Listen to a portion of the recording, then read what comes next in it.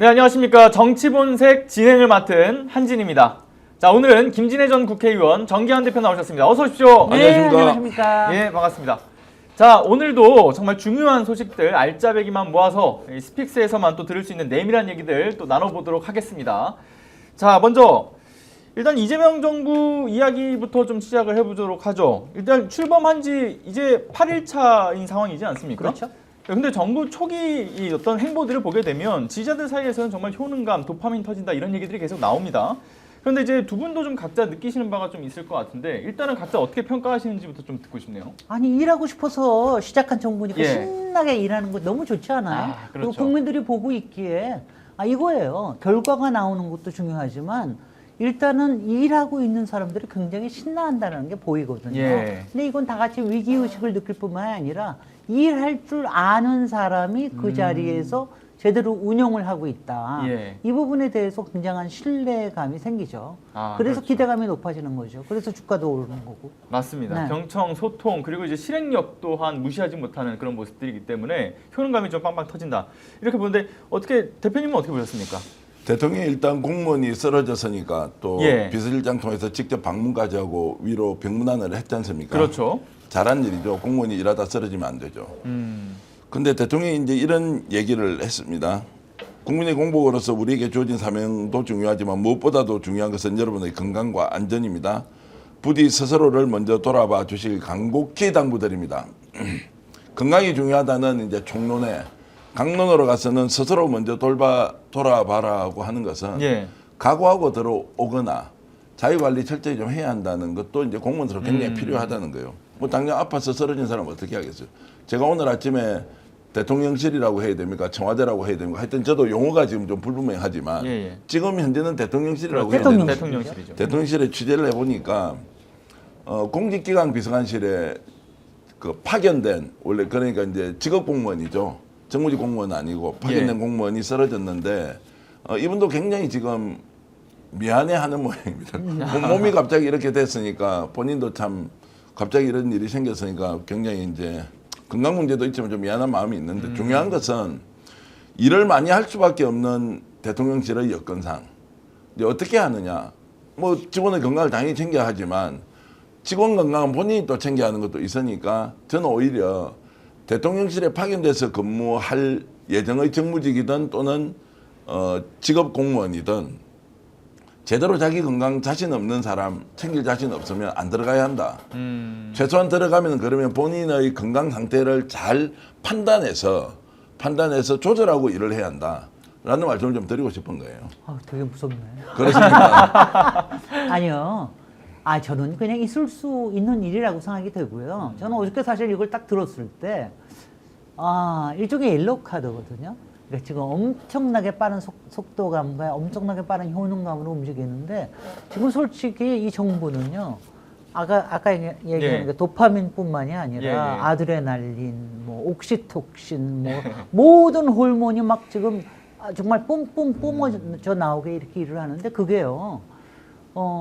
솔직히 정무직, 이른바 어공들은 그게 상당히 신이 날 수 있지만, 이른바 늘공들한테는 이게 속도가 조금 빠를 수가 있어요. 그러니까 이제 그런 일이, 이번에도 일어난 게 늘공에서 일어난 거니까, 그러니까 그런 부분들에 대해서는 약간의, 속도 조절 내지는 내부의 왜냐하면 이제 이게 인력 파워를 잘 조정을 해야 되는 것도 있으니까, 사실요, 저도 이제 워커홀릭 중에 하나이기 때문에, 저도 사실은 사람을 쓸 때 체력을 굉장히 많이 봅니다. 뇌력이나 심력도 중요하지만 체력을 굉장히 많이 봐요. 체력 가지고서는 에 따라서 사실은 사람의 이 근본적으로 동기가 달라져요.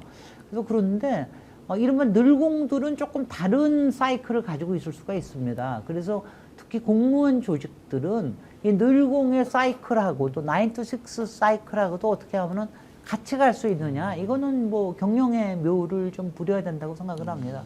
그리고 이 덕분에 대통령께서도 조금 아차하신 것도 좋지 않아요? 우리 대통령 쓰러질까 봐 걱정하잖아요. 그렇죠. 그러니까 조금 그런 것도 뭐 나쁘지 않습니다. 뭐 좀 심하게 제가 말씀을 드리면 그러면 뭐 무서워요. 대통령 취임했는데 토요일 날 쉬고 트럼프 대통령처럼 헬기 타고 와서 골프 치고 네. 자기가 갖고 있는 자기 그 뭡니까 그 리조트에서 휴식하고 이런 게 이제 정서적으로 좀 받아들이기 어려운 게 하나 있을 거고 두 번째는 현실적으로 대통령이 그럴 시간이 있느냐. 국민들을 위해서는 정말로 그 근로기준법에 의해서 주 5일 근무가 아니라 주 45시간 그리고 이제 포괄임금제로 52시간 하고 있는 것도 오히려 근로의 질, 노동의 질을 높이는 방향으로 가고 시간은 줄여서 충분하게 휴식권을 주는 것이 국가 경제 전체적으로 보면 소비도 활성화시키고 내수도 좀 더 건강하게 이제 간다는 것은 충분히 이해하지만 사실 이제 대통령의 지위에서 또는 대통령실에 파견 나가는 공무원들은 그것을 국민들을 위해서 하는 것이지 나도 똑같은 그 대상이 되어서 한다는 것은 현실적으로 이제 어려운 것이고 제가 조금 아쉽다고 말씀드리는 것은 비서실장이 정말로 많은 일이 있을 텐데 그 공무원이 쓰러져 있으니까 어쨌든 뭐 찾아가서 병문안 해야 되는 거 맞죠? 예. 당연하지 않습니까? 당연한 일을 안 만들어야 한다는 게 저희 주장입니다. 그러니까 당연히 쓰러지면 병문안하고 위로하고 이런 것들을 우리가 이제 추가적인 조치를 해야지 하지만 이제 그렇지 않으면 그 상황을 만들지 않는 게 중요하기 때문에 제가 그냥 우스개로 말씀드립니다. 혹시 파견 대상이 되더라도 체력에 자신 없으면 들어가지 마라 라는 것을 어떤 사안에 대해서 당신은 건강이 뭐 상대적으로 좀 안 좋기 때문에 가지 마라거나 배제하자는 의미가 아니고 그만큼 일을 지금 많이 해야 되는 상황을 엄중하게 인식을 하고 그러면 누군가 추천을 할 거 아닙니까? 추천을 하면 그 사람의 역량도 중요하지만 그 역량 안에는 체력이라는 것도 포함시켜서 지금 뭐 초기 1년 동안 죽어나지 않습니까? 지금 뭐 다이어트 안 해도 다 다이어트가 된다는 겁니다. 근데요. 초기 1년뿐만이 아니라 워낙 대통령실은 계속해서 그렇게 가는 게 정상입니다. 그러니까 지금 이제 지난번에 윤석열 정권에서 대통령실이 좀 이상하게 운영이 되고 특히 얼마 전에도 왜 문제가 되는 왜 이른바 알바직인지 계약직에 한 사람이 있었잖아요. 그렇죠. 그 사람들 보면은 이제 지난 6개월 동안 그냥 놀고 먹고 탱자탱자 가끔 가다 사진이나 찍고 위사한테 잘 보이고 이렇게 했을지 모르지만 제대로 일하는 정부에서의 대통령실은요 어쩔 수 없습니다. 네. 이래야 돼. 그 다음에 대통령이 만약 1.2로 움직이시면은 그 밑에 있는 사람은 1.5배 움직여야 되고요. 그 밑에 있는 사람은 1.7배 움직여야 돼. 이렇기 때문에 그 각오가 꼭 필요해요. 그러니까 체력이 국력이란 말은 사실입니다. 그 김진애 의원께서 국회의원 하실 때요. 예.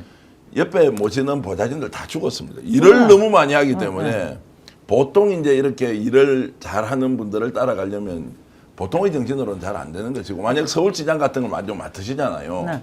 그럼 보다 말합니다. 아니요. 근데요, 이걸 아셔야 돼요. 저는요, 빨리 퇴근해. 이렇게 얘기합니다. 시간 내에 일해, 9 to 6에 일해. 꼭 이렇게 얘기해요. 네. 왜냐하면 또 하나 이거는 있거든요. 우리나라의 일하는 시스템 자체가 사실은 비생산성도 참 많아요. 그 사실 9 to 6에 다 끝낼 수 있는 일을 못하는 경우도 많은데 다만 국회의원실이라든가 또 대통령실이라든가 정부는 왜냐하면 이게 마음대로 안 되는 일들이 참 많아요. 그렇죠. 갑작스러운 그리고 일들이. 갑작스러운 일들. 그 다음에 또 이게 뭐냐면 이게 국제적으로 일어나는 일들이 많아서 항상 24시간 대기를 하고 있어야 되는 일이 많아서 그래서 그런 점에서는 체력이 절대적으로 필요하죠. 예. 정리를 해보면 이런 겁니다. 이제 일단 체력이 좋은 사람이 들어가는 것이 상대적으로 더 좋을 것이다. 두 번째 말씀하신 대로 업무의 효율성을 생산성을 높이기 위해서 어떻게 하면 그러면 짧은 시간에 많은 일을 동시에 처리할 것이냐.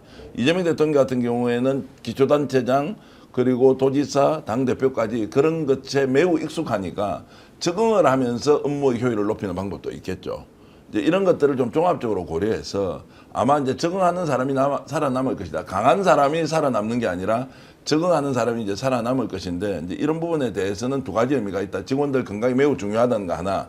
두 번째는 건강관리 스스로 하기도 하고 또 하나 보태자면 말씀하신 대로 업무 효율성을 높이는 방식으로 우리가 패턴을 좀 바꿔야 한다. 지금 그렇지 않으면 낭비되는 시간이 너무 많다 공직에서 예. 이런 것들도 동시에 고려하면 좋겠습니다. 그렇죠. 그리고 아니, 이제- 근데 저는요, 저 자꾸 나이 들면서 저 자신을 굉장히 반성해온 사람으로 얘기하면은, 그러니까 이른바 이렇게 어공이나 이른바 정치적인 동기나 아니면은 명예에 대한 동기나 이런 사람들은 뭐냐면은 계속 너무너무 일하고 싶어요. 그리고 하나도 안 피곤해요. 그런데 밑에 있는 사람은 절대로 안 그렇거든요.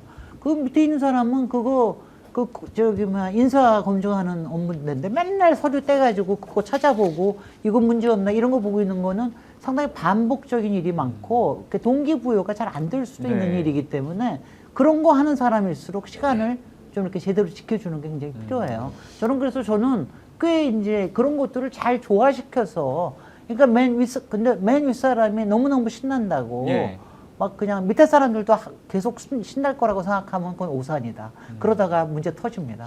자, 일하는 정부에서 네. 일을 하려는 공무원들은 네. 이재명 측의 업무 스타일에 적응해야 한다. 이것은 뭐 대통령이기 때문에 임명권자고 인사권자이기 때문에 그렇게 이제 하는 거고요. 일을 한다는 말씀드리니까 저도 취재한 내용 오늘 공개를 하나 해드리면 좋습니다. 국무회의가 두 번째 열렸잖아요. 처음에 굉장히 머쓱하고 이랬습니다. 국무회의 두 번째는 또 시간이 더 길어졌는데 그 윤석열 정권 때 임명됐던 장관들이 자료 준비 많이 해왔던 모양입니다. 드디어 일다운 일을 하는데 누가 임명을 했느냐가 중요한 것이 아니라 준비를 해와서 이제 발표도 하고요. 설명도 하고 그러면서 굉장히 분위기가 달라졌다라는 겁니다. 거기에 대해서 이재명 대통령이 단 눈꽃만큼도 왜 당신은 이제 바뀌었어요 이렇게 하지 않고 정말로 진심을 다해서 준비해 주신 것에 대해서 고맙습니다. 실제로 고맙다고 표현을 한 것이 온몸에 드러났다는 거예요. 일하는 정부의 모습이 뭐냐. 누가 임명하는 것이 중요한 것이 아니라 지금 현재 장관이라면 우리가 지금 맞닥뜨려 있는 현안들에 대해서 충분히 설명하고 논의하고 방법을 찾자. 그래서 혹시 본인이 모를 수도 있으니까 국장도 모시고 오고 과장도 모시고 와서 답변하면서 같이 논의를 합시다. 라고 하니까 마음으로는 사실 뭐 일종의 경쟁자 그룹이었지 않습니까? 그 장관들 쪽에서 보면. 근데 장관들도 상당히 이런 부분에 대해서 놀라고 있다라는 소식을 제가 들었기 때문에 일하는 정부를 제대로 가고 있다. 그러면은 공직자면 임명이든 또는 정무직 공무원이든 아니면 뭐 직업 공무원이든 이제 그런 방식으로 바뀌고 있다는 것은 굉장히 긍정적인 신호라고 봅니다. 그렇죠. 근데 제가 잠깐 오늘 이러다가 제가 이재명 대통령 디스하는 사람이 될지도 모르는. 아니 논쟁적이고 좋습니다. 아니 저는 왜 좋습니다. 그러냐면은 그거는요. 국장도 배석하게 하고 과장도 배석하게 하라. 그 데리고 와도 된다. 그러니까 데리고 와도 되기는 하지만 그런 얘기를 한다라는 거는 사실 장관에 대한 모욕이에요. 혹시 본인이 답변을 잘 못할 것 같으면 아니 그래도 그런 얘기는 안 하고 그런 정도는 알아서 해야지. 그리고 장관 정도 되면은 국장이나 과장들이 얼마나 해줄 텐데 그거 숙지하고 와서 하는 게 되지.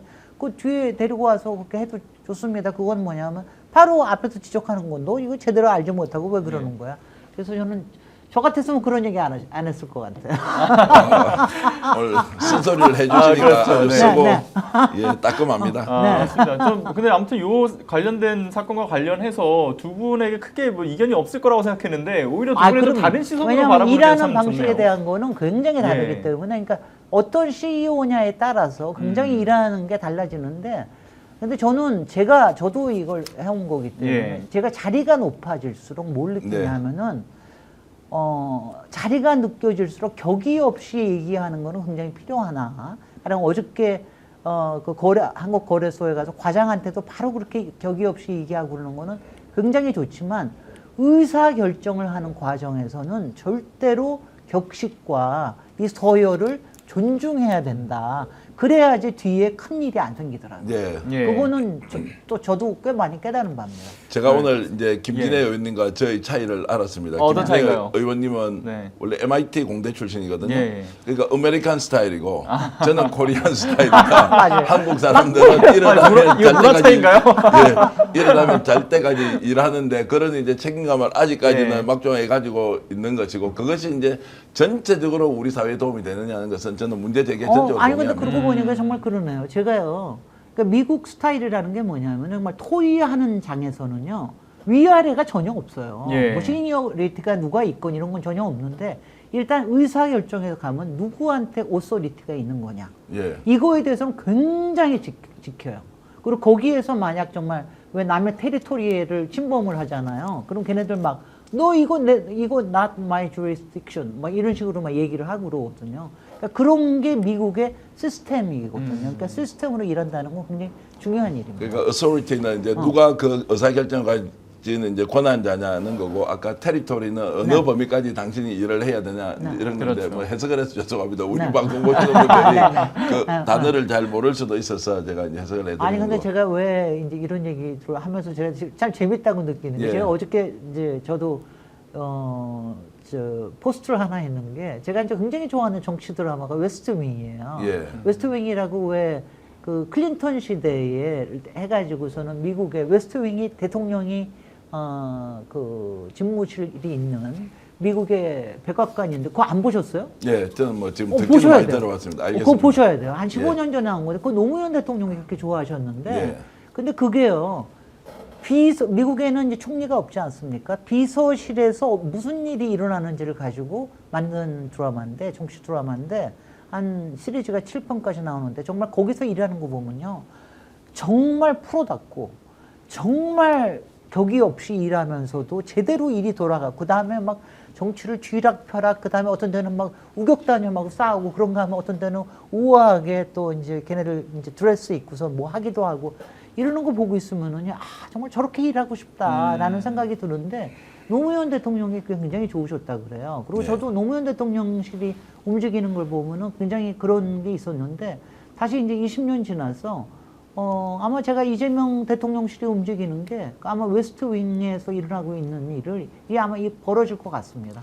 보세요, 꼭 보세요. 그러겠습니다. 그 국민들이 네. 이제 바라는 수준의 이제 그 기대치를 채우려면 저는 이제 업무 역량이 어느 정도 되는지를 최대치를 좀 끌어올려 보고 네. 그 최대치가 과도하다라고 하면 이제 거기선 시스템으로 조정을 하는 수밖에 없고요. 대통령 영역만큼 되는 사람은 대통령밖에 없지 어떻게 대통령 외에는 가능하느냐라는 이제 기본적인 생각이 있지만 지금 현재 우리 국가가 처해 있는 여러 가지 사항을 종합했을 때 단 하나도 놓칠 수 없는 중요한 중대 사안들이기 때문에 이 부분에 대해서는 우리가 좀 각오나 결의를 좀 따질 필요가 있다. 공직 들어가는 사람은 본인이 실제 공직을 시작했을 때 국민에게 헌신하고 봉사하는 것을 내가 직업으로 했다는 최초의 다짐은 있었을 거 아닙니까? 그런 걸 좀 가지고 있다면 훨씬 더 좀 이렇게 활기차게 또 정신 건강을 좀 유지하면서 체력적으로 이렇게 좀 밀어붙이면 되지 않겠느냐. 또 어제 그 공직자한테 좀 미안한 건요. 네. 인사비서관실에서 만약 저런 일이 있었으면 어떻게 했습니까? 지금 뭐 인사 검증한다고 사실 한두 명이 아니고 어저께만 하더라도 11,000명의 인사 추천이 또 들어와 있습니다. 네. 이 사실 감당을 못할 거예요. 인사혁신처에 갔다가 인사혁신처에서 정리하는 게 아니고 다시 이제 그 인사검증실로 또 가져와서 해야 되지 않습니까? 근데 그런 면에서 이제 업무가 엄청나게 밀려 있을 것이라는 건 알지만 그래도 다른 한편으로는 그래서 좀 일을 덜 하자라고 하는 것은 또 국민적 기대에 또 부응하지 못하는 면이 있기 때문에 건강하면서 일도 잘하면 좋겠다. 예. 어렵지만 두 마리 토끼 잡아보자 이런 말씀을 좀 드립니다. 그러니까 이제 한 측면에서 업무의 효율성에 대한 부분을 또 말씀 주신 거고 또 한 측면에서는 가장 걱정하시는 부분은 그런 것 같아요. 이제 말씀하신 것처럼 지금 이 수습 국면이기 때문에 어쩔 수 없이 업무가 과중되는 건 있지만 다만 이게 시스템으로 대통령이라든가 가야 비서실장 그 비롯한 어떤 참모진들의 건강도 좀 걱정된다라는 우려도 같이 따라오는 것 같고요. 자, 근데 이 첫 번째 소식부터 전 이렇게 뜨거울지 몰랐습니다. 오늘 데일 것 같아요, 벌써부터. 자, 그래서 좀 다음 얘기도 좀 넘어가야 될 것 같은데 앞서 이제 저희 의원님께서 얘기해 주셨던 격이 없이 진행되는 일에 대한 그런 것들을 좀 그리고 있다, 좀 희망한다 이런 말씀도 주시지 않았습니까?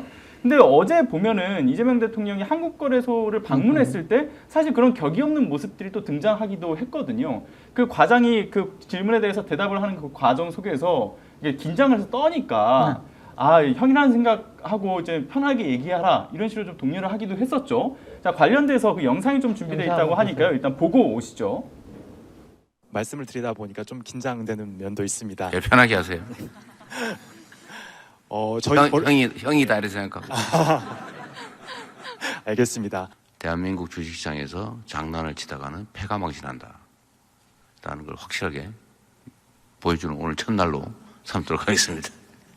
주식 투자를 통해서 중간 배당도 좀 받고 생활비도 좀 할 수 있게 이런 부동산 내 버금가는 대체 투자 수단으로 좀 만들면 뭐 기업들이 자본 조달도 좀 쉬울 거고 좀 대한민국 경제 전체가 선순환되지 않을까. 일단은 저 지금 이야기 과정 속에서 돋보였던 거는 크게 두 가지였던 것 같아요. 앞서 얘기했던 격이 없어 보이는 모습, 그리고 또 하나는 이 전문가 집단하고 전문 영역에서 이야기가 굉장히 원활하게 소통된다는 느낌을 좀 국민들께서는 받으셨을 거라고 생각을 해요. 요 과정들 어떻게 좀 보셨어요, 두 분은? 일단 대통령이 저 내용을 잘 알고 있다는 거고 첫 번째. 예, 그렇죠. 그러니까 대리인을 통해서 뭔가 보고를 받아야 될 사안이 아니라는 예. 거고. 어저께 뭐 공시제도와 관련된 이제 이런 것도 뭐 신문 방송 뭐 이렇게 되는 것도 온라인도 할 수 있다라고 하는 것은 지금 우리가 쉽게 바꿀 수 있는 게 있지 않습니까? 제도의 허점을 개혁하는 것이 아니라 지금 제도가 존재하는데 이 제도의 편의성이 굉장히 떨어지기 때문에 오히려 2차, 3차의 비용 부담이 생기는 것들을 그러면 아마 쉬운 것부터 해결을 하고 어려운 것은 근본적으로 시장에서 반칙하는 사람들은 아예 폐가 망신할 정도로 책임을 묻겠다라고 하면서 시장에서는 긍정적인 신호, 공정하다, 정의롭다 이런 것들이 이제 갈 거 아닙니까? 그래서 쉬운 것은 빨리 바꾸고 어려운 것은 엄격한 원칙을 그대로 적용한다는 것으로도 이제 시장이 예. 회복을 하고 있으니 주식이 오늘도 이제 2,900선을 넘어서서 약간 더 오르더라고요. 그렇죠. 이제 스트레스도 생기는 것 같아요. 야, 이 5일 연속으로 이렇게 상승하면 계속 간다는 거냐? 기대는 좋지만 실제 시장이 그렇게 되느냐라고 이제 경고음이 나오기도 하는데 어쨌든 출발선상에서는 공정한 시장을 만들겠다는 것이 이제 반응이 오는 것이고 그리고 쉬운 것은 바꾸겠다. 그리고 이야기를 들을 때 여러분들이 꼭 라인을 타고 올라갈 필요 없다. 나 만나면 이야기할 수 있으니까 이게 이제 대통령이 지금 SNS에서 열어버렸거든요. 그게 국민 건의를 직접 받으니까 앞으로 소통하는 방식이 굉장히 다양하게 이루어지면서 의도된 정보가 배제되거나 꼭 필요한 것이 전달 안 되는 상황은 오지 않겠구나. 이제 이런 것들이 일단 기초 체력을 보강하는 아주 이제 초기의 미끄럼으로는 상당히 긍정적으로 작용할 걸로 저는 봅니다. 네. 이거 말이죠. 우리가 윗사람을 만나서 얘기할 때 제일 힘든 게 뭐냐면 이 사람이 어디까지 아느냐를 잘 모를 때 미치겠거든요. 그러니까 내가 이거를 너무 전문적으로 얘기해야 되느냐 아니면 또 그렇게 안 하면은 또 내가 굉장히 약한 사람이 보일 때. 근데 그렇죠. 어저께 이제 그런 상황인데. 기싸움이 있을 수 있죠. 이거 이제 이게 있거든요. 대통령은 뭐 부동산도 잘 알고 계시지만 주식에 대해서는 이분은 그냥 본인이 성공과 실패를 다 맛본 분이에요. 선물까지 손댄 분입니다. 이분이. 나 깜짝 놀랐는데 별걸 다 했더라고요. 그러니까 그렇게 해서 한 사람이기 때문에 그리고 이게 어떻게 해야지 공정하고 어떻게 해야지 이익이 나고 그리고 이게 우리나라의 자산 시장이라는 거를 부동산에서 어떻게 하면 주식으로 옮겨와야지 건강한 게 되고 이런 거에 대한 게 확실한 분이에요. 그러니까 이제 거기에서 그걸 이제 앞으로는 만나는 전문가들이 그걸 알면서 얘기할 겁니다. 그리고 이제 얘기할 때도 왜냐하면 이제 여태까지 윤석열 같은 사람만 봐왔으니까 적당히 해서 적당히 또 준비된 질문만 하고 적당히 하는데 구체적으로 전문가적인 얘기를 하니까 그걸 알아들으니까 상당히 놀라고 그럴 텐데 앞으로는 상당히 그렇게 될 거예요. 이제는 네. 이제 대통령 앞에서도 그렇게 왜냐하면 현장에서 과장급이면은 가장 정말 문제가 되는 걸 잘 알고 있을 사람이거든요. 근데 이거를 여기서 얘기해도 되나 마나 이런 걸 갖다가 앞으로는 정말 격이 없이 이게 나오게 될 건데 예. 여기서 또 다시 한번 그래도 대통령이 나서실 게 있고 나중에 기재부 총리가 나설 게 있고 나중에 금융감독원장이 나서서 해야 될 게 있고 딱 그렇습니다. 그러니까 예. 이제 대통령이 모든 걸 다 만기칠람을 하다가는 모든 걸 대통령 앞에 가서 얘기하려고 들거든요. 그래야지 대통령은 금방금방 다 처리해 주니까 또 다 알고 근데 그렇게 되면은 시스템이 잘 안 돌아갈 수도 있기 때문에 그런 점은 앞으로도 뭐 조금 예. 갖춰줘야 되는데 저는 근데 이거예요.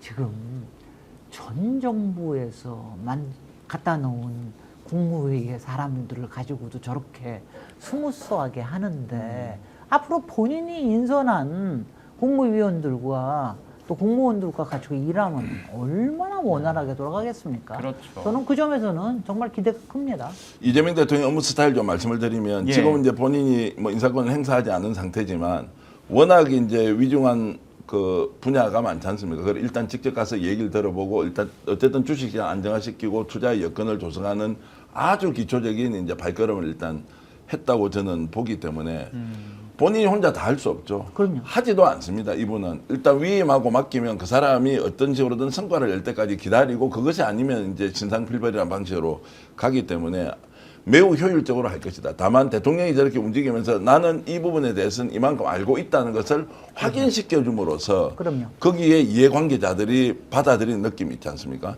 공정하면 오히려 돈을 더 많이 번다. 반칙을 하지 않고도 충분하게 투자의 매력을 느낄 수 있다라는 방식으로 가는 이제 토대만 만들어 놓으면 그 뒤에 장관이나 뭐 금융감독원장이나 예. 금융위원장 이렇게 이제 임명이 될 거 아닙니까? 일하기가 굉장히 좋죠. 쉬워집니다. 대통령이 어떤 스타일인지 이미 시장이 알고 있어요. 거기에 가서 충실하게 대통령과 호흡을 하면서 이런 정책 저런 정책 개혁 방안들을 추진하면 본인이 박수를 받는 거죠. 그래서 제가 이제 이번에 국무총리나 강훈식 또 비서실장 이번에 뽑혀가는 사람들은요. 속으로 제가 이렇게 생각해요. 야, 속으로 이렇게 생각했습니다. 야, 저 사람들 복도 많다. 성공하는 정권에 저렇게 들어가면 고생은 정말로 많이 하지만 본인의 정치적 미래라는 게 국민들 알고 얼마나 좋은 정치 지도자로 각인이 될 것이며 보장받는 또 거죠. 저런 상황에서 일을 배우면 얼마나 일을 잘 배우겠습니까? 그렇죠. 그러면은 이 사람들이 다시 미래의 지도자나 리더가 되어서 우리나라를 끌고 간다고 하면 첫 번째는 저 사람들이 복을 받았다. 두 번째는 아, 국민들도 좋아지겠구나.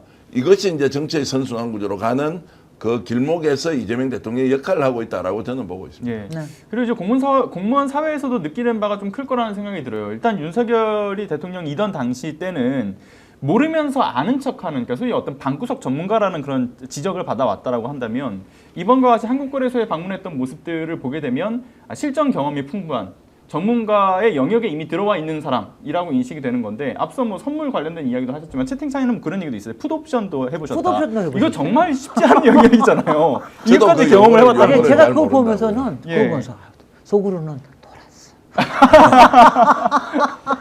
아니 그러니까 해보지 사실 이제 해봐야지 진짜 그렇죠. 뭐 어디에 이게 내가 이길 수 있는 뭐가 있느냐 이거는 해서는 절대로 안 돼. 이걸 알 수가 있는데 그만큼 호기심이 왕성한 분이라는 거예요. 그건 예. 굉장히 좋은 거예요. 그러니까 이재명 대통령의 실용주의의 그 기반이 어디에 있는지에 대한 것들이 명확하게 좀 드러나는 모습이었다, 이렇게 좀 보여집니다. 그러니까 이게 이제 실용적인 사고를 하는 사람이냐 예. 아니면 실제로 전문가 분야에 또 일반적인 수준 훨씬 뛰어넘는 지식과 경험을 가지고 그렇죠. 있느냐는 것인데 풋옵션, 콜옵션, 콜백 이제 이런 것들이 저도 사실 내용을 잘 이해 못하는 네네. 단어인데 이런 것들을 충분히 숙지하고 있다는 것은 실제로 학습의 양도 많지만 그 학습을 통해서 축적하는 지식의 총량도 매우 많은 분이라는 걸 제가 충분히 느끼고요.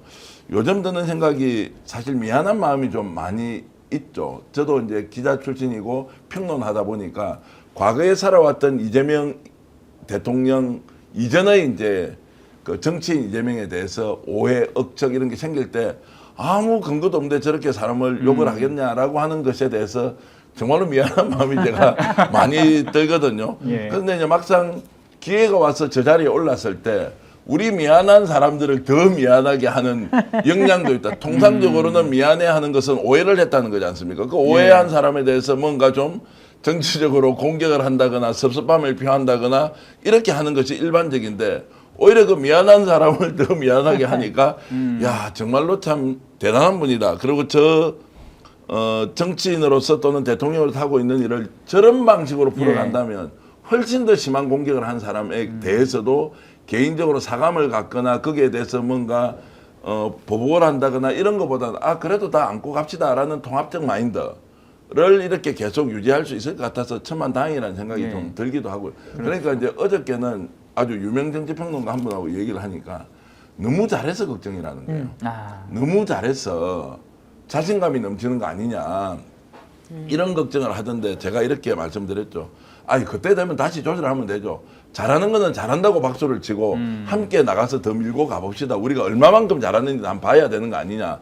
반드시 어떤 장애물을 만나고 어떤 또 그 우리가 예상치 못한 일이 생길 건데 그때 가서 대응을 하면 되는 것인데 지금은 잘한다고 할 때는 어디까지 잘하는지 절제가 지금 필요한 것보다는 예. 잘하는 총량을 어디까지 키워보는 것이 더 중요한 시점 아닌가 이런 이야기를 이제 했는데요. 근데 제가 그런 얘기 나오는 거 보면은 저는 좀 웃긴다는 생각해요. 뭘 아니 뭐 얼마큼 잘하고 지금 잘 나간다고 걱정할 때가 뭐가 있어? 아직은 허니문도 없어요. 예. 지금 뭐 허니문도 없이 벌써 언론에서는 벌써 두들겨 펴려고 그러고 그다음에 여기저기 문제 되는 것들을 여기저기서 잡으려고 들고 여러 가지 흐름을 벌써 잡으려고 드는데 저는 그런 걱정은 전혀 안 들고요. 이제 분명히 이제 위기는 분명히 올 거예요. 지금 있는 조그만 것들은 별로 위기가 아니고 분명히 이제 위기라는 게 찾아올 때 거기 때문에 그때 이제 어떻게 하느냐에 따라서 보일 거라고 생각을 하고 저는 이게 적어도 대통령 본인이 인선한 사람들하고 제대로 움직이는 이게 보면 적어도 한 3개월에서 예. 한 100일 정도까지는 이 상태로 좀 가야 된다는 거 봅니다. 지금 이제 각 분야에서 일어나고 있는 걸 봐야 되거든요. 지금 어저께는 대북 확성기 하나 하는 거로 일단 예. 시작을 했지만 이제 안보에 관련된 거, 또 국방에 관련된 여러 가지, 또 외교에 관련된 거 이런 것들이 이제 하나하나 나오는 거죠. 그리고 아직 부동산도 아직 안 건드렸습니다. 또 세제에 관련된 거 이런 것들이 나올 때마다 그때마다 이 스탠스가 정해지는데 좀 시간이 걸릴 겁니다. 네. 저는 일단은 좀 기대가 되고 있어요. 네. 그래서 저는 좀 그런 생각도 들어요. 이제 위기가 있을 수도 있지만 앞서 이제 또 정기현 대표께서 말씀하셨던 것처럼 이 소리제명의 시즌 2가 지금은 어쨌든 그 바람이 불고 있다라는 생각이 들어요. 왜냐하면 그 펜코 같은 데에서도 보게 되면 이 대선 기간 동안에 이재명이 대통령이 되면 진짜 잘하는 거 아니야? 이런 얘기들도 계속 올라왔었거든요. 그럼요. 근데 실제로 지금 잘하는 모습들을 보이고 있기 때문에 그 안에서도 이제 변화의 기조가 나올 수 있다. 정말 우리가 예상했던 것보다 더 잘하네라는 심리도 있을 거고 못할 줄 알았는데 잘하네라고 생각하는 사람들도 있을 것 같고요.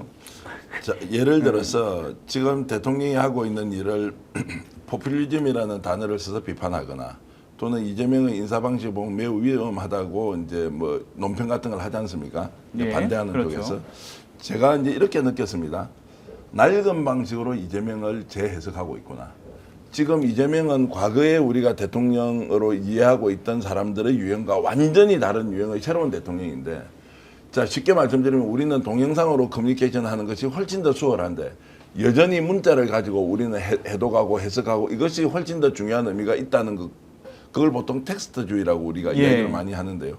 거기에 여전히 빠져 있는 방식으로 대통령을 이해한다. 아날로그 시대에 살았던 그 관성을 유지하면서 디지털로 바뀌어 있는 이 대통령의 위상과 그리고 그 시대에 맞는 국민들의 소통 방식을 비판하려고 하니 이게 이제 앞뒤가 잘 안 맞아서 비판을 하긴 하는데 내용이 확 와닿지 않는 거예요. 그래서 지금 비판이 쏟아진다는 것은 이해는 하지만 그 비판의 내용 중에 귀담아 들을 만한 게 별로 없다. 하나만한 이야기로 지금 계속 비판을 하고 있는 것은 결국 이재명 측의 방식, 이재명 측의 정치에 대해서 기성의 우리 미디어 그리고 뭐 신문 이런 데서 못 따라오고 있다. 지금. 그렇죠. 국민의 정서도 포퓰리즘이 어디 있습니까? 당원 주권주의, 국민 주권주의 실현하는데 이게 포퓰리즘이다라고 이야기를 해버리면 그 정치인이 그만둬야 됩니까? 그럼 자기는 왜 지우고 가서 국민들한테 이렇게 설득하고 또 호소하고 하는 것도 포퓰리즘이 되는데 이게 말이 되느냐.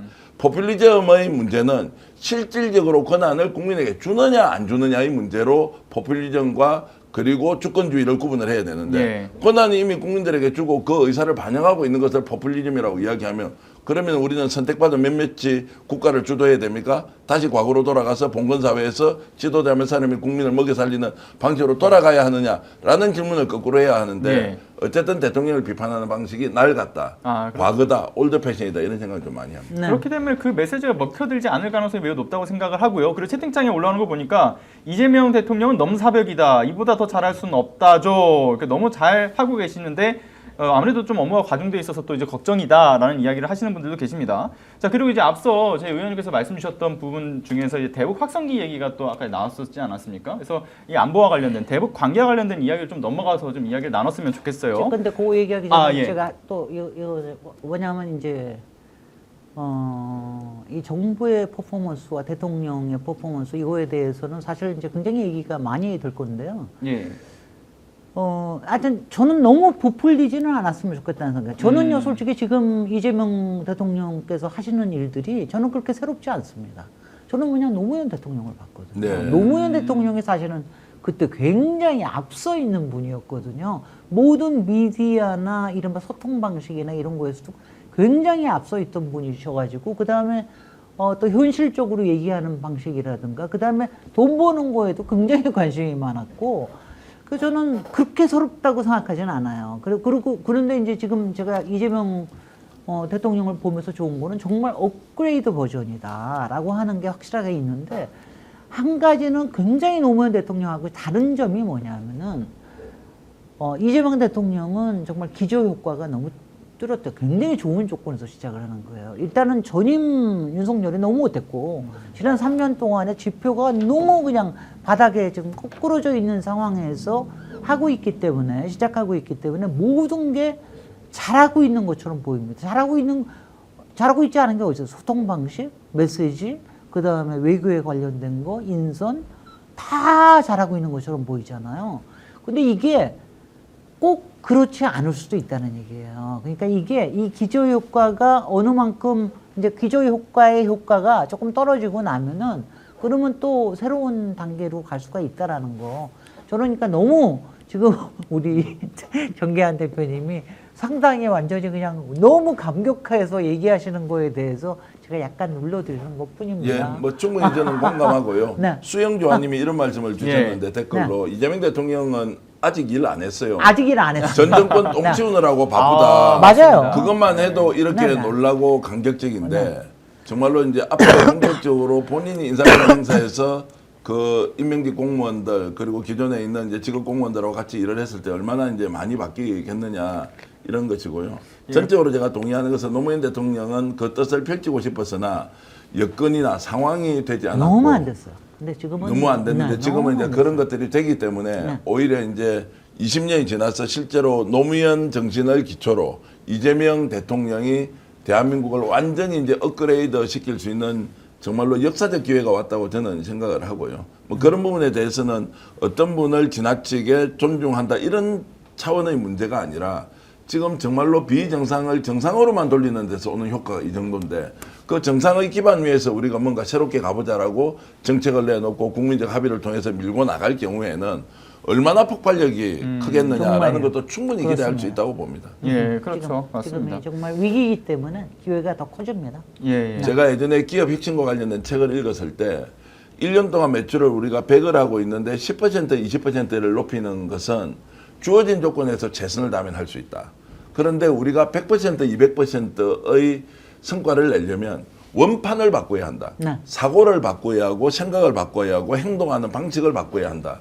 라는 이제 그것을 굉장히 저는 이제 좀 주의 깊게 이렇게 기억을 하고 있는 단어인데 지금 대한민국이 업그레이드 하는 것은 주어진 조건에서 최선을 다하자는 것은 비상식을 상식으로 놓는 것, 각자의 위치에서 뭘 좀 해봅시다라고까지는 이제 되는데, 자 비전을 제시하고 이것을 우리 국가의 성장 동력으로 획기적으로 대한민국을 바꾸자라고 했을 경우에는 큰 꿈, 큰 비전을 가지고 우리 잠재력이 어디까지 드러날지 모르지 않습니까?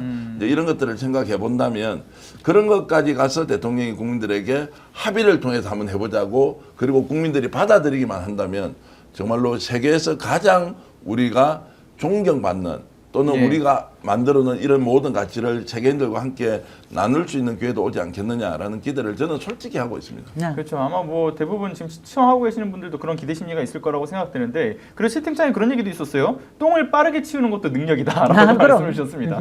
자 그리고 이제 채팅창에 계속 올라오는 내용들 중에서는 특히 이제 백혜룡 경정 관련된 이야기들도 있기 때문에 네. 이 부분으로 좀 넘어가서 좀 이야기를 좀 나눠볼게요. 네. 이번에 지금 특검법이 지금 통과되던 날에 보게 되면 검찰에서 세관 마약 사건과 관련해서 합동 수사팀을 꾸리지 않았습니까?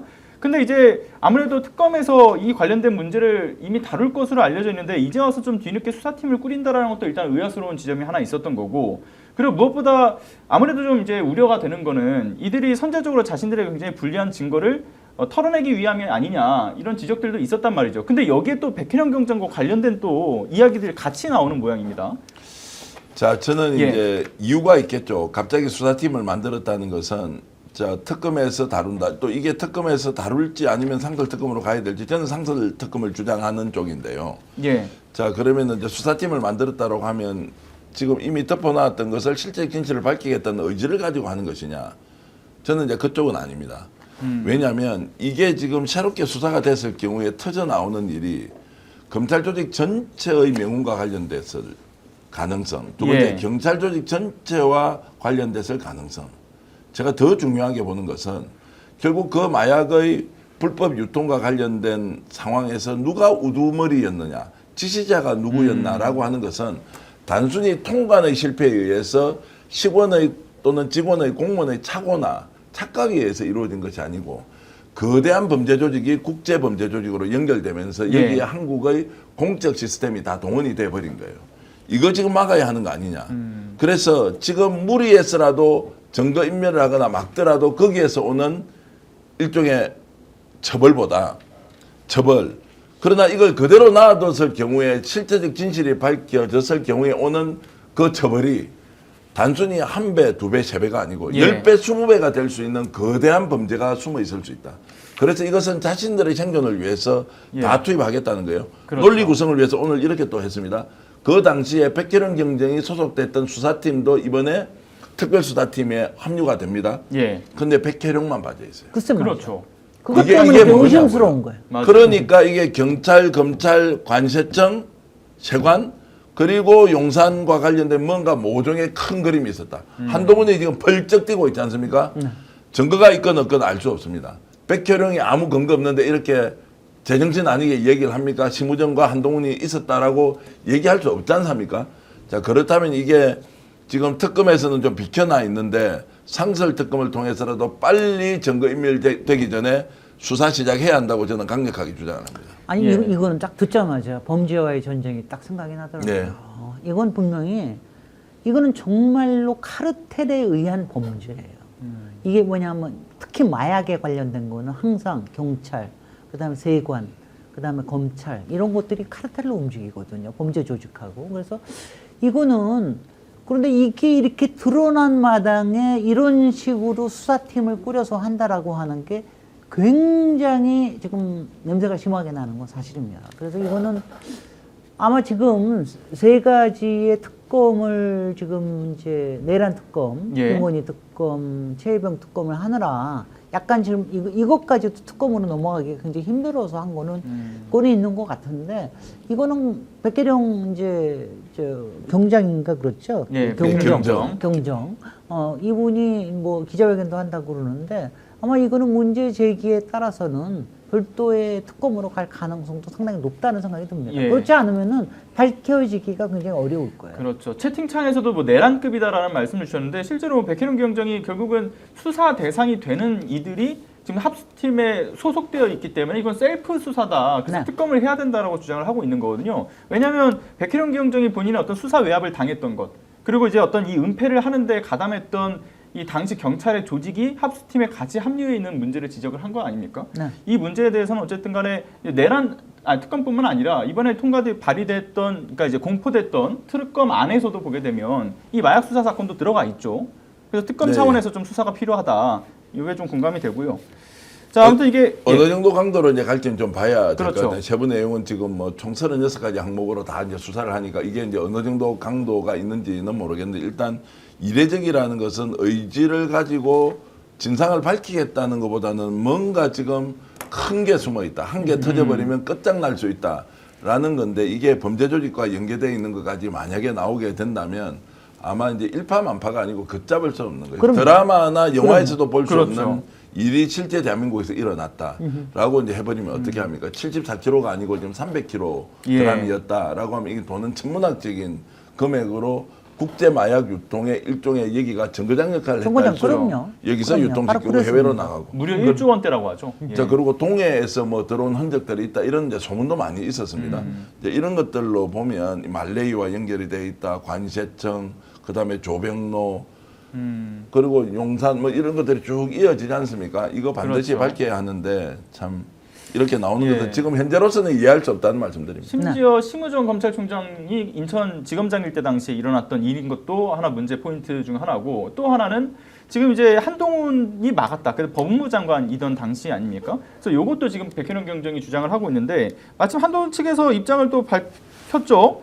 본인이 부당한 개입한 것처럼 발언을 했는데 그런 바가 없다. 명백한 허위다. 뭐 강력한 법적 조치를 하겠다라고는 하지만 이렇게 바로 이제 즉각적으로 이 해명을 내놓는 거는 나는 오히려 찔려서 그런 게 아닌가 생각이 즉각적으로 이렇게 해명을 내놓는 것 자체가 또 수상스러워요. 그렇죠. 찔린다라는 생각이 드는 뭔가가 찔리는 게 분명히 있는 거예요. 근데 이상해요. 한동훈 전 장관은 마약이라는 이름만 나오면 이렇게 부르르 떨어요. 네. 이태원일 때도, 이태원 저기 했을 때도 이게 마약 수사에 관련된 뭔가가 있어서 여러 가지 안전에 소홀했던 거 아니냐 이 얘기 나오니까 막 부르르 떨고 난리가 났었잖아요. 오늘도 이거 가지고 하는데 이거 수상하긴 합니다. 한동훈 전 대표가 이제 이렇게 말하지 않습니까? 뭐 그렇게 얘기할 수 억울한 점이 있을 거 아니고 자기 모르게 자기 이름 팔아서 뭐 그냥 지시 내려갔을 수도 있으니까 또 지시를 하지 않았을 수도 있고. 예. 그러면 한동훈은 지금 나와서 어떻게 해야 되냐? 이거 진짜 만약에 국제 마약 조직과 연계됐다면 특검을 하거나 상설 특검하거나. 그렇죠. 그건 내 국회의원 아니지만 내가 지금 알고 있는 국회의원들 할 테니까 여야 합의해서 특검하자 이거. 저도 그렇게 나와야 되는 게 정상이라고. 그렇죠. 보는데. 그렇게 자기가 그렇게 얘기를 해야 해야지. 되는데 예. 야 너 말 잘못했으니까 내가 가만히 안 둘 거야. 법적 조치 다 취할 거야. 이게 아니라고요. 이게 예. 어떤 내용인지 알고 마약 같으면 말씀하셨듯이 뭐 사시나무 떨듯이 떨던 사람이 마약이 지금 뭔가 국제 조직에 의해서 한국에 밀반출 되는 과정에서 공직이 다 동원됐다라고 하면 이 사람 어떻게 해야 돼요? 당장 발본색원해야 한다라고 이야기하면서 그렇게 해야 되는 게 그러면은 정상인데. 당대표 출신 같으면 특검을 하든 뭘 하든 그렇죠. 대신 우리가 이번에 출전할게. 이건 우리가 더 적극적으로 밝힐게. 지가 관련 없어요. 그러면 자기가 정치적 미래도 더 좋아지는 거 아닌가요? 그렇죠. 오히려 오해도 풀고 문제도 해결하고 그리고 여당에 맡길 것이 아니라 야당도 주도해서 할 수 있다라는 걸 보인다면 훨씬 좋을 텐데 왜 그까지 진도가 나가지 않느냐 이 말씀입니다. 글쎄 그러니까요. 말이죠. 보이는 거는 굉장히 공세적인 입장으로 법적 대응을 하겠다라는 것처럼 보이지만 말씀 주셨던 것처럼 본질적으로는 오히려 더 이게 방어적인 모습일 수 있다 이렇게 좀 보여져요. 그 본질을 이렇게 흔드는 거니까요. 자 그리고 이제 이 얘기가 거론되면서 결국은 더욱더 이제 검찰 개혁을 해야 된다라는 그 바람에는 그 순풍이 불 수밖에 없을 거라고 생각이 드는데 마침 이제 그 우리가 염원하던 검찰 개혁의 속도가 진짜 붙긴 붙지 않았습니까? 이번에 어쨌든 검찰청을 폐지를 하고 중수청, 공수청으로 이제 수사 기소를 분리하고 그리고 그 분리한 다음에 이 국가수사위원회를 통해서 이제 수사를 맡을 곳을 적절히 심의해서 배분을 하겠다. 이게 주요 골자인 것이죠. 네. 이 내용과 관련해서 중요한 거는 검찰 내부가 생각했던 것보다 그 더 이상으로 너무 조용해서 저는 신기하다라는 생각도 들거든요. 그 어떻게 내부의 보세요? 기준 볼까요? 저는 사실은 저도 좀 이상한 게 뭐냐면은 뭐 자기네들도 예. 이게 운명이다. 이게 피할 수 없는 아무리 그래도 지금 이 회로다. 정도까지는 이렇게는 알 수 있는데. 되는데 예. 아니 저도 조금 너무 조용한 거에 대해서는 그렇죠. 제가 혹시나 무슨 반격할 게 뭐가 있어서 그러나. 근데 이거는 분명히 그 내부를 좀 아는 사람이 나와서 얘기를 예, 하긴 예. 할 텐데 조금 좀 이상하다는 생각이 들긴 들고 있습니다. 받아들인다는 느낌이 우선 들고요. 우선 많이. 예. 두 번째 반박을 하려고 해도 논리가 없다는 현실적인 이유도 있을 예. 거고요. 제가 알고 있는 또는 제가 취재 과정에서 들었던 것은 실제로 특수부 출신 검사들이 이런 정도로 하고 있느냐. 한 2,000명 정도 검사가 있지 않습니까? 2,000 몇백 명 있을 텐데 특수부 한 200명 정도가 실제 이런 정도로 했다는 것에 대해서 충격을 받은 검사들도 굉장히 많습니다. 그래요? 형사사건하고 그거는 좋네. 왜냐면 특수부로 가본 적이 없는 사람 거기는 엘리트 코스니까 소위 말하는 어. 출제 코스고 왜 특수부에 대해서 이렇게 선호를 많이 하느냐면 엘리트가 갈 수밖에 없는 거 일단 특수부 검사 출신이 그만두고 나오게 되면 정관을 받으면 어떤 정관입니까? 주로 거물급 정치인, 대기업, 중견기업 그럼요. 돈과 관련돼서는 수입료가 이권이- 어마어마한 이권이 것들이 관련된 걸려 거죠. 있는 거고 예. 그러면 그런 것들이 어디와 연결이 됩니까? 김현장을 비롯한 대형 로펌과 연결이 되니까 특수부 출신들은 대형 로펌에 가기가 매우 좋죠. 자, 이런 것들이 일종의 이제 먹이사슬처럼 돼 있다고 저는 생각을 하고요. 그런 면에서 지금 그렇지 않은 사람들이 특수부가 지금까지 해왔던 내용이 적나라하게 드러났을 때 받는 충격. 아, 이것은 우리 조직이 이렇게 가서는 안 되겠다라는 것. 예. 그러니까 적극적으로 항변을 하기보다는 이거 어쩔 수 없는 현실이라는 걸 받아들이면서 본인들도 몰랐던 거를 확인하고 있는 과정이라는 생각이 들고요. 그리고 국민들이 지금 검찰청을 실제 해체해버리지 않습니까? 그리고 뭐 수사청하고 그다음에 뭐 수사 관련된 위원회라고 것을 돼 이제 있는데. 위원회는 이제 혹시 이제 충돌이 생기면 그 국무총리실 산하에 이제 국가수사조정위원회에서 이렇게 이제 정리정돈을 해줄 것이니 그렇죠. 이런 부분에서는 이제 대세를 거스를 수도 없고 예. 국민 앞에서 할 말도 없는 거예요. 그리고 저항을 하려고 해도 지금 어떻게 나서서 검사들이 특정인을 죽인다라고 마음 먹고 죽일 수가 있으면 그럴 수도 없죠. 다를 사람도 없고 그것이 가지고 있는 또 직권남용이 얼마나 엄격하게 다루어지겠습니까? 저는 어제 저녁에 이제 언론사 그 사장을 지내셨던 한 분과 통화를 하면서 그분도 저와 동의를 했던 거는 이제 범죄 예방 효과가 상당히 생기겠다. 검찰청을 해체하면 이제 뺄기 먹히지 않으니까 돈만 있어서 로펌에 간다고 해도 잘 안 될 거예요. 네. 예. 그러면 범죄가 100 정도 생겼으면 최소한 90이나 80 정도로 줄어들 여지는 이게 이제 우리 국가가 투명성 지수가 높아지는 것이고 법이 국민들에게 공평하게 적용할 수 있는 어떻게 완벽하게 처음부터 되겠습니까? 그런 과정으로 이제 진입하는 예. 그런 상황으로 봤을 때 검찰청 해체라는 것이 우리 사회에 주는 긍정적인 효과는 범죄가 적어지는 게 제일 좋은 것이고 또 범죄가 예방되는 게 더 중요한 것이지 범죄라는 것은 처벌을 목적으로 우리가 다룰 수 있는 사안이 아니라고 봤을 때는 매우 잘한 것이라고 어제 밤 12시까지 통화를 근데 하면서 저는 이제 이 생각이 들어요. 제가 이제 사실은 이 똑같은 아이디어가 지금 완전히 새로 나온 게 아니라 5년 전에 나왔었어요. 그러니까 예. 그때가 제가 법사위원회에 속해 아, 있었는데 네네. 그때 말하자면은 검찰청장이 윤석열이었을 때입니다. 그때도 이제 기소청으로 분리하고 수사청을 FBI식으로 KBI식의 이런 걸 하나 따로 만들자. 이런 얘기들이 막 돌고 그랬을 때 그때 엄청난 반발이 사실은 윤석열 검찰총장이라는 말하자면 소구하는 그 권력을 만들어낸 겁니다. 근데 윤석열이 저렇게 깽판을 쳐줬잖아요. 정말 윤석열이 정말 이 깽판을 쳐준 거 대한민국을 위해서는 정말 나쁜 일이지만 정말 이 검찰의 이 기득권 권력 도저히 더 있을 수 없는 이거를 완전히 손들게 만든 거에 대해서는 정말 이거 뭐 기여를 인정을 해야 됩니다. 그러니까 이게 5년 뒤에 일어나고 있는 일이에요. 그러니까 당시에도 그때도 그랬거든요. 검찰 안에서도 이거 이렇게 갈 수밖에는 없는 거 아니냐라고 하는 이런 의견들도 상당히 있었어요. 그런데 되도록이 막아보자라고 하는 거였는데 그때는 이제 딱 윤석열이 그걸 막아줬는데 지금 막아줄 사람이 누가 있어요? 예, 그렇죠. 뭐 시부정에 막아줄까? 어디 누가 하나 막아줄 막아줄 데가 거야? 없죠. 백이 없는 거죠. 오광수도 절대로 그런 거 안 막아줄 예. 거니까. 그러니까 이제 저기를 못 하는 거죠. 맞습니다. 거꾸로 질문해 보면 그러면 예. 이게 이제 사법을 발의했습니다. 검찰청 네네, 개혁, 네. 검찰개혁법 사법 발의했는데 국힘은 그러면 여기에 찬성합니까? 아니면 당론으로 반대합니까? 아니면 자유투표를 시키겠습니까? 어떻습니까? 이제 이런 것도 제가 질문을 좀 드리면 어떤가요? 저는 국힘은요 항상 이거는 이제 정치적인 이해를 따질 거기 때문에 그 이후에도 이른바 검찰에 관련된 기소청에 관련된 여러 가지 이익이 있을 거 아니겠어요. 그리고 그 이익은 자기네들한테 있을 거기 때문에 저는 국민을 생각해서 대놓고 반대는 못하지만 당론으로 반대하거나 이러지는 않겠지만 여러 가지 얘기하고 그다음에 저는 자유투표로 갈 거라는 생각합니다. 자, 예. 그리고 하나 더 이제 말씀을 드리고 싶은 게 그러면 국힘의 국회의원들은 검찰청 해체가 지금 현 시국과 상황에서 본인에게 유리할 가능성이 높습니까? 불리할 가능성이 높습니까? 당연히 불리하죠. 여태까지 자기네를 지켜준 게 누구예요? 검찰이 검찰이 지켜줬지만 다 쭉 지켜왔는데. 근데 이재명 정부가 들어섰습니다. 네. 그러면 이재명 정권에서 검찰 동원해서 저 다 잡아 넣어 캐비넷 다 가져와 라고 했을 때 오늘 위험이 상존했을 거 아닙니까? 그렇죠. 그거 지금 이제 사라질 거거든요. 예. 저는 국힘 내부에서 일사불란하게 찬성 반대가 아니라 각자의 처지와 상황에 따라서 차라리 나는 드러내놓고 찬성을 못하지만 잘 됐다. 캐비넷 장사할 일은 없겠구나. 라는 것들에 대한 기대도 일정하게 나올 거라고 봅니다. 아, 예. 그것도 확실하게 있을 거기 때문에 지금 다들 사람들이 관심이 있는 게 그러면 그 동안에 있던 캐비넷은 이제 어디로 가는 거냐. 그래도 그 캐비넷들은 조금 흩어지지 않겠냐. 예. 흩어지면 아무래도 말하자면 기획력이 좀 줄어들겠죠. 예. 그러니까 정치권이나 이런 쪽에서는 예. 조금 더 낫지 않겠냐 그렇죠. 하는 아무래도 기대가 있습니다. 검찰청이 폐지되고 나면 네. 그 가지고 있었던 데이터나 이런 것도 결국은 뭐 폐기 처분을 한다든가 할 수밖에 자, 없는 그래서 부분들이 그걸 있으니까요. 이제 법제화 시켜서 네, 국정원이 갖고 있는 개인정보가 수십 년 동안 쌓여서 필요할 때 뺏었다는 거 아닙니까? 예, 그래서 예. 박지원 전 국정원장, 그렇죠. 박지원 의원께서 말씀하신 적이 있는데 이제 이런 것들은 저희들이 우리 사회에서 공론의 장에서 논의해야 한다. 예. 비공론의 장에서 그걸 없애, 봐줘, 살려줘라고 하는 것이 아니라 정말로 그 내용을 어떤 기준과 방식으로 할 건지 자 특정한 사람의 개인정보를 범죄자로 만들기 위해서 정치적으로 악용한다는 것을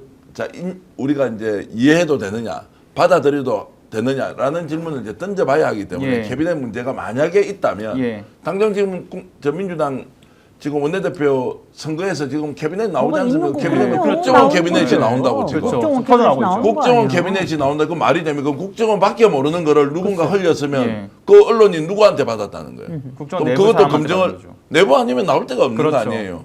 이제 이런 방식으로 정치질을 하러 들어오는 것을 예. 그 내용이 팩트냐 아니냐에 대한 사실도 중요하지만 그것이 유통되는 경로가 매우 공익제보 형식이 아니라 특정인을 주기 위해서 하는 것들은 우리가 어떻게 그러면 제재해야 하느냐라는 부분도 저는 공론의 장에서 한번 다뤄져야 한다고 봅니다. 예, 일단 이 두 분의 날카로운 분석 그리고 정말 뜨겁게 얘기를 나누는 과정에서 가장 중요한 걸 또 빼먹었습니다. 여러분들 구독, 좋아요 누르는 거 잊지 말고요. 꼭 좀 그렇네. 부탁드리고요. 더 많은 분들께 네. 이 이야기가 공유될 수 있도록 좀 부탁드리겠습니다. 그리고 제가 아까 좀 이야기 드리고 싶었던 부분이 있었다라고 한다면 지금 검찰 내부의 기류는 국민의힘에서 자신들의 그러니까 검찰청 뭐 폐지안이라든가 이런 검찰 개혁에 대한 이야기에 대해서 동조하는 걸 오히려 좀 불편하게 느낀다라는 좀 기류가 있더라고요. 왜냐하면 어쨌든 간에 여러 가지 뭐 요소가 있겠지만 하나는 본인들이 이 검찰 개혁을 반대하려면 옷을 벗을 각오를 하고서 무언가를 이야기를 해야 되는데 이제 일단은 로펌에 자리가 없어서 옷을 벗고 나와도 너희들 올 자리가 없다라는 게 이제 로펌의 기류라는 거예요. 그래서 이제 본인들이 생각했을 때는 상당히 좀 불리한 입장에서 이제 일단은 싫은 소리를 할 수가 없는 상황이라는 거죠. 정관 예우 없는 검사를 누가 받아죠? 그러니까요. 네. 그게 가장 큰 문제라는 거고요. 네. 또 한 측면에서는 결과적으로는 지금 특검에 들어가기 위해서 자신의 특검 이제 성과를 통해서 신분 세탁을 하려고 하는 그 검찰들이 굉장히 지금 줄을 서 있는 꽤 상황이잖아요. 있겠죠. 예, 그 네. 이후에 또 뭐 특검을 통해서 자신의 신분 세탁을 통해 검찰 개혁에서 뭔가를 자신들에게 올 피해를 좀 전환해 보겠다. 그리고 또 하나의 측면에는 이제 중수청 검찰 개혁이 결국 추진되겠지만 본인들이 이 안에서 성과를 이뤄내면 그래도 조금 검찰 개혁의 방향성이 좀 완화되지 않을까라는 기대 심리도 있다라는 이야기들도 있더라고요. 그러니까 이제 검찰을 주어로 놓지 말고요. 예, 예. 국민을 주어로 놓고 보면 그렇죠. 검찰은 모든 국민에게 공정해야 되잖아요. 그 전제로 가느냐 아느냐. 또 조금 전에 우리가 정관예우라는 것은 검사 출신 정관예우는 또 주어가 정관예우가 주어가 되는데 아니 재판이라는 것을 누구든지 받을 권리가 있고 자신의 그 의견을 낼 수 있지 않습니까? 이제 그런 면에서 보면 정관예우가 없어졌으니까 이제부터는 실력대로 할 거 아닌가요? 그럼요. 검사 출신인 내가 가지고 있는 경험과 지식을 가지고 내 변호인을 최선을 다해서 방어해 주는데 간다고 보면 그 전까지는 네트워크가 어떻느냐, 자 어떤 사람을 판사를 아느냐 이제 이런 것이 아니라 오로지 실력으로 변호를 할 수밖에 없으니까 실력 있는 검사들이 살아남을 것이고 실력 있는 판사들이 살아남을 것이고 또 판검사를 해보지 않더라도 법리를 잘 연구해서 하는 실력 있는 변호사들이 살아남지 않겠느냐라고 예. 이제 본다면 저는 비정상이 정상적으로 돌아오는 과정으로 우리가 그럼요. 이해하는 것이 매우 중요하다. 우리가 지금까지 그냥 인식 속에 남아있던 예단하고 있던 정관예우, 그 다음에 뭐 네트워크, 검사 출신, 판사 출신이 상당히 완화될 것이다. 실력 중심 사회로 갈 수밖에 없다라고 생각합니다. 예. 근데 제가 이제 요새 특히 오광수 민정수석이 임명이 되고 하는 과정에 여러 가지 저기를 보면서 제가 약간 이제 우려가 되는 게 사실은 법조인 내에서도 사실은 여러 말하자면 거기도 파가 여럿이 뭐 무슨 학계나 이런 것뿐만이 아니라 그동안의 경력이나 이런 거로 해가지고 사실 여러 가지의 갈등이 있는 건 사실인 것 같아요. 그러니까 누구는 누구를 인정하고 누구는 누구를 인정하지 못하고 그런데 이제 저는 이런 생각은 상당히 들더라고요. 이게 그동안 특수통이나 이렇게 해가지고서는 이른바 어떤 팔을 형성을 했던 게 이제 윤석열로 끝내야 될 텐데 그러고 난 다음에는 사실은 검찰 자신도 각 개인 한 사람 한 사람도 다 어느 정도는 자력 갱생할 수 있는 이런 기회를 좀 주게끔 하는 거는 좀 필요하지 않나. 그러니까 이게 그 사람이 그동안 어디에 속해 있기 때문에 이 사람은 절대로 뭘 하면 안 된다라든가 그런 게 아니라 조금 하여튼 반성하고 다시 시작할 수 있는 이런 기회를 주는 이런 것도 좀 필요하지 않나 이런 예. 생각은 저는 좀 듭니다. 요새 보니까 이제 자칫했다가는 다 이제 하나같이 너는 이거 뭐 해가지고 계속해서 이제 후려칠 판 아니에요. 그러다 보면 이제 적폐청산이라는 이름으로 그렇게 될 수도 있는데 꼭 그렇게는 되지 않았으면 좋겠다는 생각은 저는 개인적으로는 그런 생각을 합니다. 뭐 예. 검사 출신이 이제 새로운 수사기관으로 가면 거기서 실력 발휘하는 수밖에 없죠. 거기서 그렇죠. 인정받는 거고 네. 거기에서 원래 본인이 생각했던 검사가 최초에 됐을 때 글쎄요. 국민을 위한 검사가 되겠다고 했던 그 마음을 수사관이라는 이름으로 이제 펼쳐내는 수밖에 없죠. 그러니까 참 그걸 잘 모르는 게 우리가 보고 있으면 우리가 공수처장 우리가 얼마나 미워했더랬어요. 근데 그 사람이 상황에 따라서 굉장히 괜찮을 수 있는 사람이라는 것도 알았잖아요. 그리고 이번에도 우리가 이른바 중도 보수를 하면서 여러 사람들의 보수 쪽에 있는 정치인들이 오면서 그동안에 갖고 있던 얘기를 이제 털어놓지 않습니까? 이런 것처럼 좀 그렇게 됐으면 좋겠다는, 그러니까 자같이 좀 이렇게 나쁜 뜻의 세탁이 아니라 세척이 좀 됐으면 예. 좋겠다는 아. 생각이 들어요. 예. 세탁이, 신분 세탁이 아니라 정말로 좀 세척이 됐으면 그렇죠. 좋겠어. 지금 특검에 줄 서 있는 검사들은 세탁을 위해서 줄 서 있는 건데 그게 네. 아니라 완벽하게 세척이 됐으면 세척이 좋겠다라는 됐으면 말씀에 좋겠어요. 지적을 네. 주셨습니다. 네. 자, 그러면 저 또 중요한 시간 하나 더 있습니다. 자, 광고입니다. 자, 스펙스몰 아. 광고인데요. 중요한 게 뭐냐. 자, 오늘 이거 소개하려고 또 기다렸습니다. 자, 소팔메토 하나로 부족하다면 이제 더블로 가야겠죠. 전립선, 활력, 지구력, 면역까지 싹 다 챙긴 조합. 더블 소팔메토엔 옥타코사놀. 야, 이건 진짜 남자용 무기입니다. 자, 스픽스에서만 바로 이 가격에서 또 찾아볼 수 있는데요. 오늘 스픽스에서만 공동구매 특가로 진행된다는 거. 이런 기회 다시는 안 온다라는 점 말씀드리면서 아래 이제 금액하고 이제 QR코드도 나와 있죠. 자, 소팔메토 고함량의 옥타코사놀까지 들어간 건 거의 반칙 수준입니다. 체력 떨어졌다는 말 이제는 하지 마시고요. 딱 한 캡슐로 아침이 달라집니다. 지금 바로 스픽스 공동구매 놓치시면 손해라고 하니까요. 지금 바로 스픽스몰에 들어가셔서 회원가입 후 구매를 부탁드리겠습니다. 그리고 간단하게 여러분들 검색창에다가 스픽스몰 검색해도 바로 찾아보실 수 있으니까요. 꼭 확인 후 구매를 부탁드리겠습니다. 자, 그러면 정치본색 오늘은 여기까지 하겠습니다. 네. 김진애 전 국회의원, 정기한 대표와 함께했습니다. 감사합니다. 고맙습니다. 오늘 방송 어떠셨습니까? 마음에 들었다면 구독, 좋아요로 스픽스를 응원해 주십시오. 여러분들의 구독, 좋아요는 가장 큰 힘이 됩니다. 스픽스 구독, 좋아요.